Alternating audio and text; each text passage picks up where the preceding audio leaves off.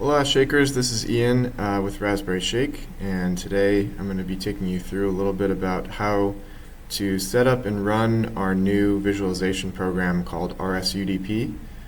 So let's go through the settings in this settings file. This is my default settings file. It's under config rsudp settings, and it has to follow this JSON format. So it's if the JSON file can't be read, the program will fail to start, and JSON formatting is fairly strict. So make sure that it has all of the end brackets, the commas in the right place, the colons, the quotes. Everything needs to be essentially the same format as it is in the default settings file in the README.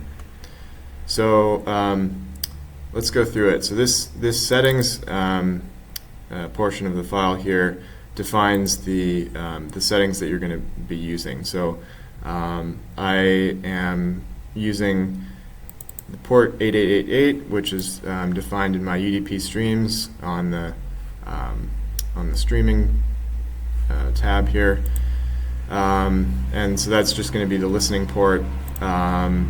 I've got a station that I'm downloading here. I'm downloading the response file from a different RS1D in our office. So that's a little confusing, but basically that just means that I can deconvolve the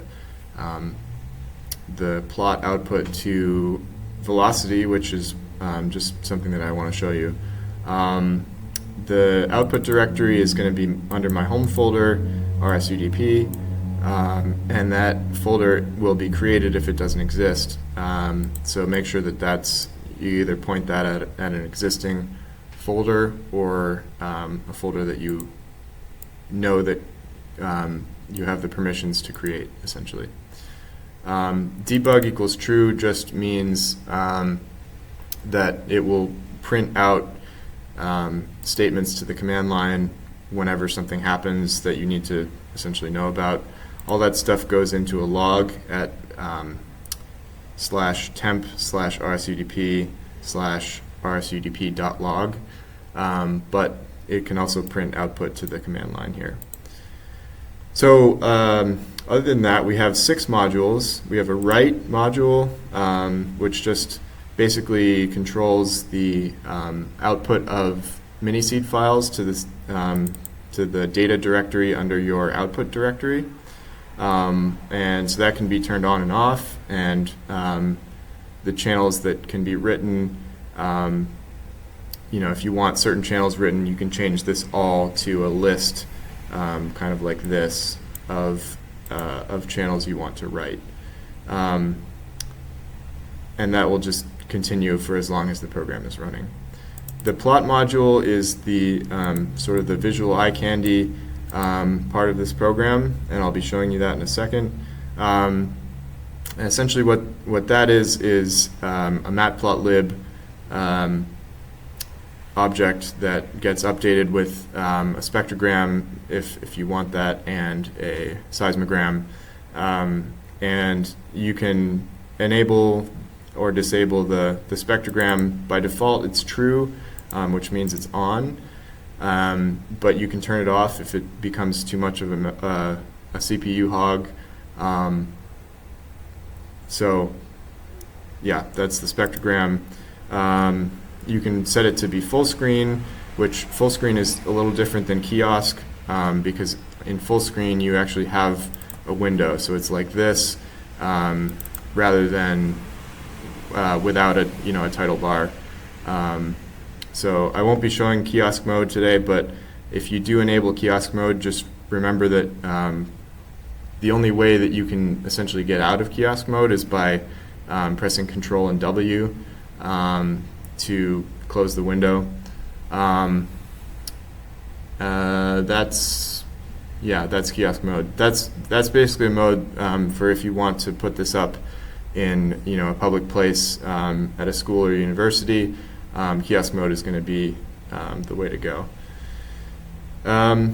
EQ screenshots, I have that set to true because if you've seen me post in the forum, that's it's a feature I really like, and basically what it does is when it senses when the alert module, which I'll explain in a second, essentially indicates that there's been either an earthquake or just sudden motion of some kind, that will save. It'll wait a certain amount of time for the waveform to essentially cross the window, and then after a certain amount of time, it'll save that plot in the screenshots folder underneath this output directory folder. And that's a really cool feature if you want to share some of the things that your shake records. I've had earthquakes, people walking around, people jumping. On shake and boom or boom, you can set the boom channel, the infrasound channel, to be the trigger for that, and which again I'll explain that in a second when I get to the alert module. But essentially, that'll allow you to record things like lightning strikes and door slams, essentially anything that will change the pressure in the room enough that it sets off the trigger. So that's the plot. Actually, that's not all the plot stuff. So channels, you can give a list of channels here to plot. So let me just show you what it looks like to plot both of them. I don't have another channel here, but if you wanted to enable any other channels, you'd say, E, N, Z, for example, if you have a 4D, and what that'll do is that'll plot the one of the accelerometer channels, the vertical one. I only have one right now, so I'm going to keep it simple. So this deconvolve is an option that you can set if the shake that you're using is sending data to our server. So you can essentially, what deconvolve does is it converts from counts to actual physical units, whether that's acceleration, velocity, or displacement. So it removes the instrument response and then either integrates to go from velocity to displacement, or from acceleration to velocity, or it takes a gradient to go from velocity to acceleration. And that module is, or that feature rather, is again only possible if your data is actually being forwarded to the server, since that's the only way to create a response file on the server. So then units, you can either set it to chan, which is channel specific, or you can set it to something like velocity, VEL, or acceleration, ACC, or displacement, DISP. And the displacement calculation is quite simplistic, so it's most likely going to be not quite the actual displacement. It's a very challenging calculation to make, and we're making it very quickly. So it's, it just is basically area under the curve integrated. It's not fancy. So if you wanted to use that for something, engineering wise, you probably shouldn't rely on that. So right now we are going to convert to velocity. Actually, let's do it for channel specific, since I can show you how that works with a geophone channel.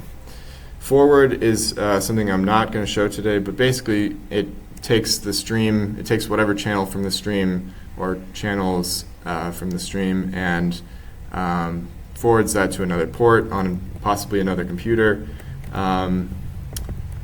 And it can be either a list of specific channels, or it can say all.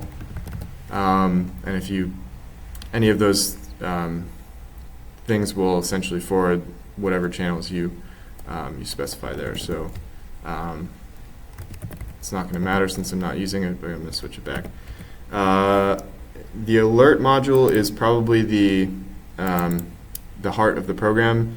Essentially, it is an STA-LTA trigger, which, if you don't know what STA-LTA means, is the short-term average over the long-term average of either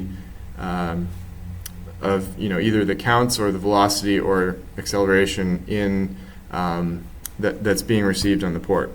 And you can deconvolve that, as I just sort of alluded to. I'm not going to right now, so basically the alert is being run on just the counts from the device, the voltage counts. So STA and LTA, I believe the default is 6 seconds for the STA, and the LTA is 30 seconds. You're gonna have to play around with this to get it right. There's no right answer. It kind of depends on the site and depends on what you're looking for as to what you set these settings to. I've had luck with short-term average of 6 and long-term average of 30, short-term average of 4 and long-term average of 30 for earthquakes. But you can play around with this, and there may be resources online that you can find that that will essentially allow you to set these to be the sort of proper values for different sensing different things: people's footsteps, earthquakes, cars going by. And you can also, speaking of filtering things out, you can set filters. You can set either high pass, low pass, or band pass for essentially whatever you're looking for. So right now I'm not filtering it at all, but you can set the low pass to 10, for example, if you want to look for earthquake energy, which generally has generally, and I'm saying this generally, but generally has more energy down in the sort of 0 to 10 hertz register.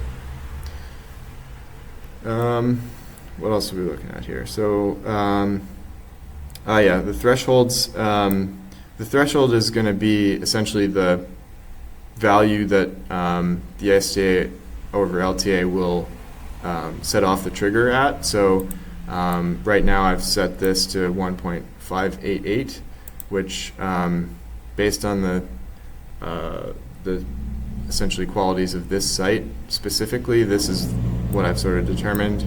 By default, this is up higher, like 1.7, which will really only sense stronger motion, like someone jumping. But since I'm going to demonstrate me just stomping, it's going to be fine at this level.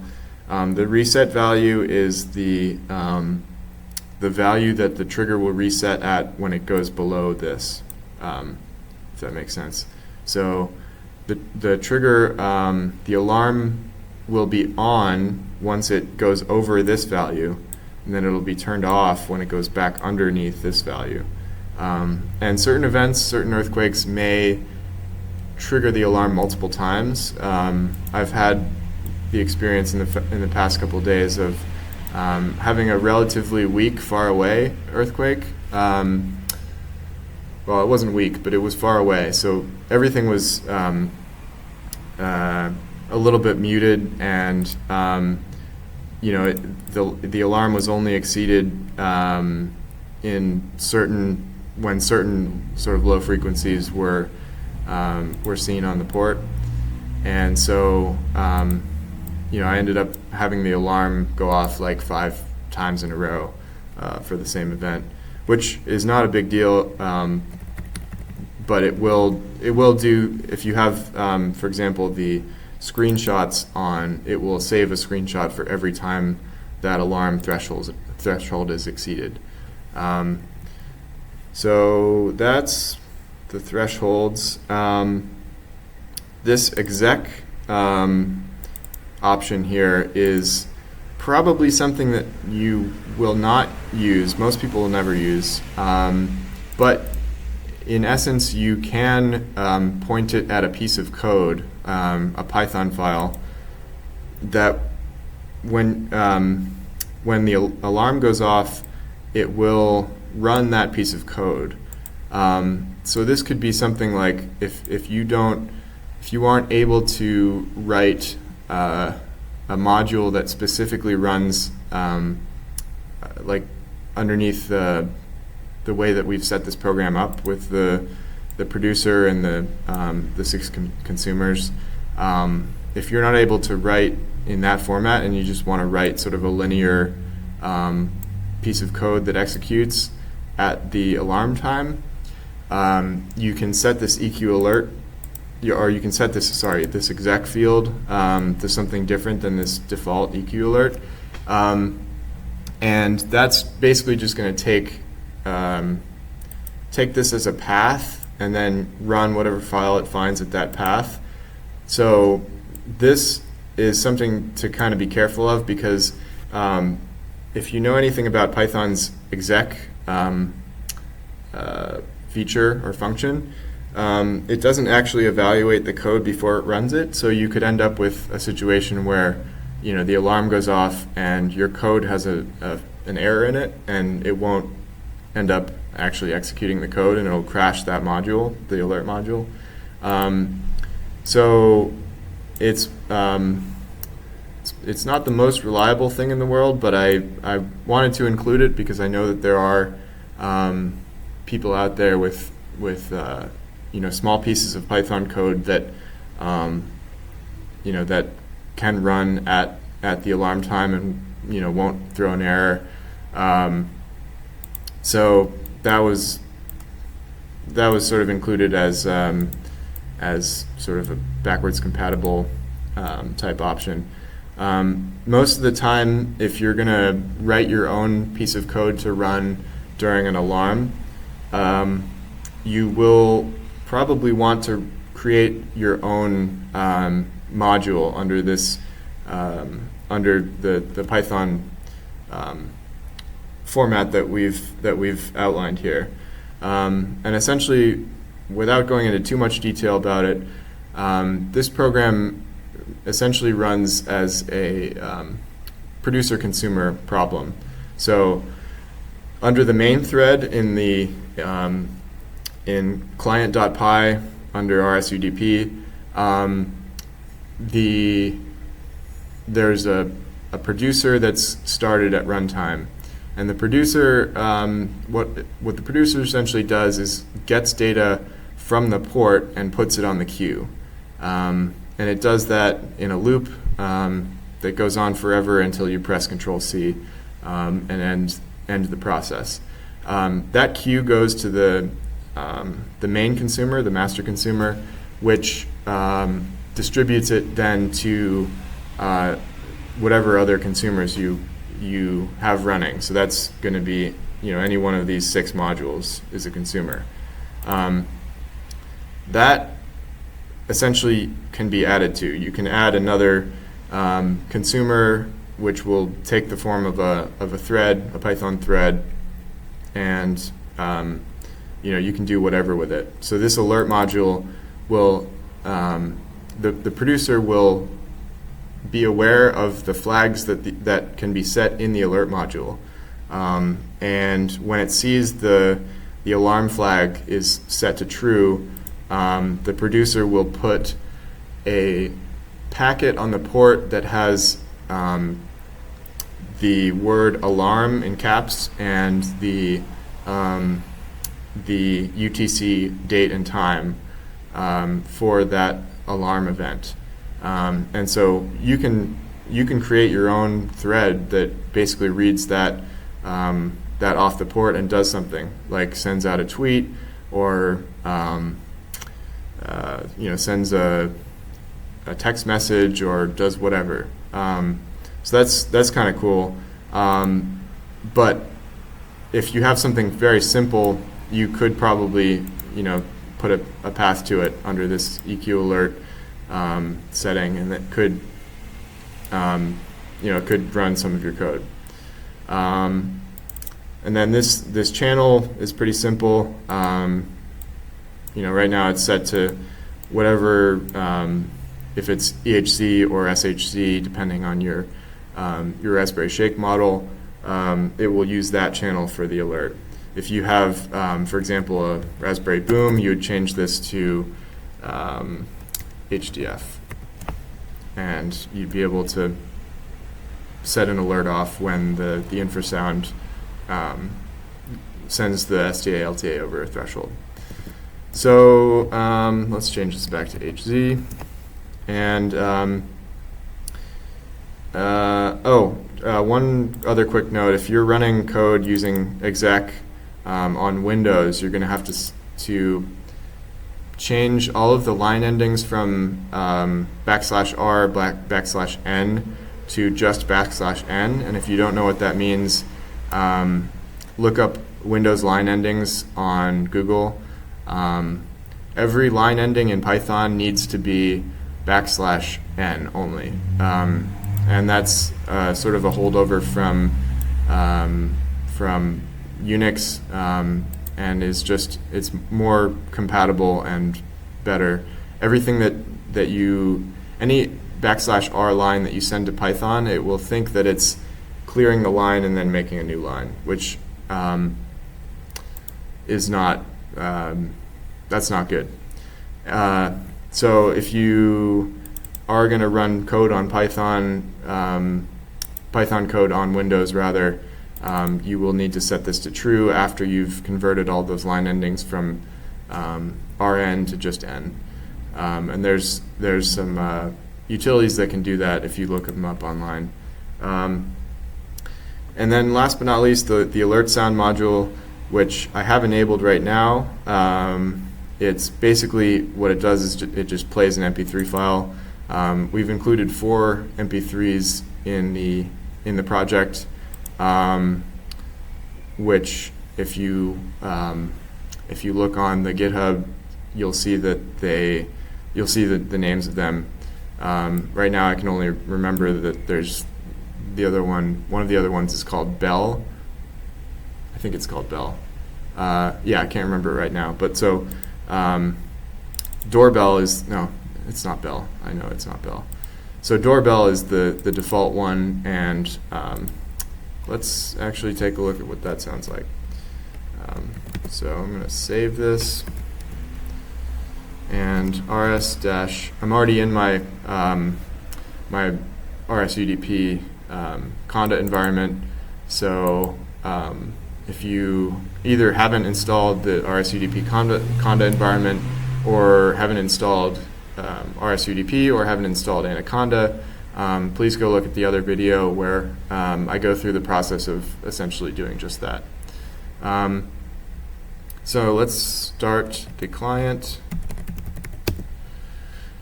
What it's going to do is listen for data on this port, then get the inventory, and then it'll show you a plot, right? So this is this is just a 30-second plot of data, but it's it's coming in streaming live, being converted to velocity live, and then you've got this beautiful spectrogram, and it all gets done on the fly, which is very cool. And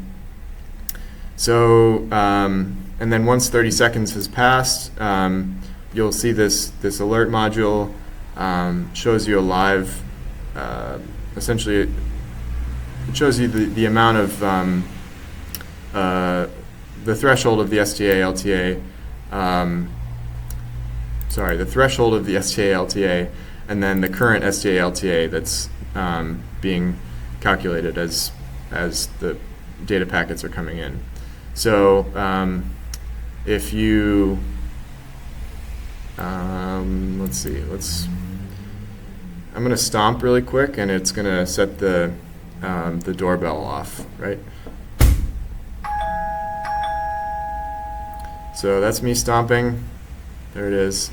played the alert sound, and then it what it's essentially going to do is it's going to save this as a PNG image when this stomp gets about 70% across the screen.